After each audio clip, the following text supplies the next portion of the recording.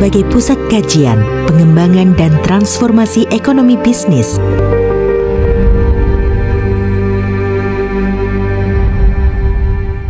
Assalamualaikum warahmatullahi wabarakatuh. Saya Nur Hidayanti dengan NIM 90501231114, jurusan Perbankan Syariah, Fakultas Ekonomi dan Bisnis Islam, UIN Alauddin Makassar. Dalam ekonomi makro, kita sering mendengar istilah permintaan agregat atau agregat demand atau AD dan penawaran agregat atau agregat supply atau AS. Keduanya adalah gambaran besar tentang bagaimana seluruh aktivitas ekonomi berjalan di satu negara. Bukan cuma soal satu barang atau satu pasar, tapi seluruh permintaan dan penawaran di level nasional. Permintaan agregat adalah total permintaan barang dan jasa dalam suatu negara pada berbagai tingkat harga dalam satu periode waktu tertentu. Jadi ini gabungan dari konsumsi rumah tangga, investasi oleh dunia usaha, belanja pemerintah, ekspor bersih atau ekspor dikurangi impor. Jadi ketika kita bicara mengenai AD naik, artinya secara umum masyarakat lebih banyak belanja, pengusaha lebih banyak investasi dan pemerintah lebih aktif belanja juga. Tapi AD juga sangat sensitif terhadap kondisi keuangan, misalnya suku bunga, inflasi dan kepercayaan konsumen.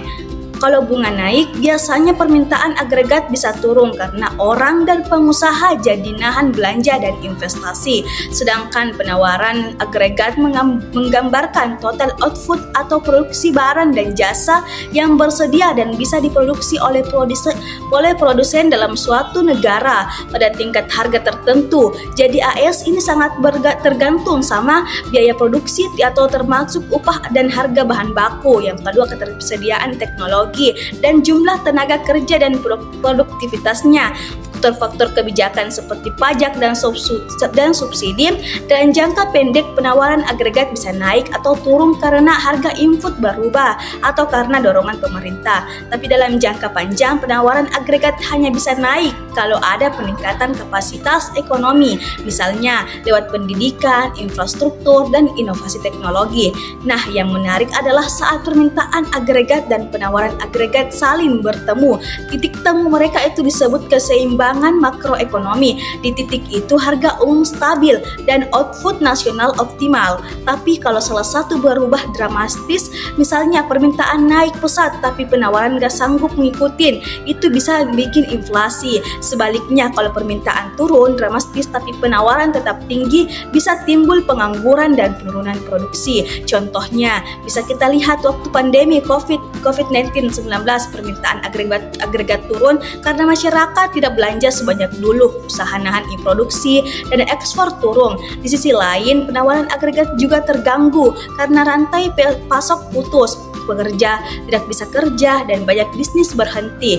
Jadi keduanya sama-sama terganggu dan keseimbangan makro pun tergeser ke titik yang lebih rendah, ekonomi resesi. Lalu apa gunanya analisis ini? Menurut saya analisis AD dan AS penting buat jadi acuan kebijakan. Misalnya kalau pemerintah rendah, pemerintah bisa tingkatkan belanja atau kasih insentif supaya konsumsi dan investasi naik.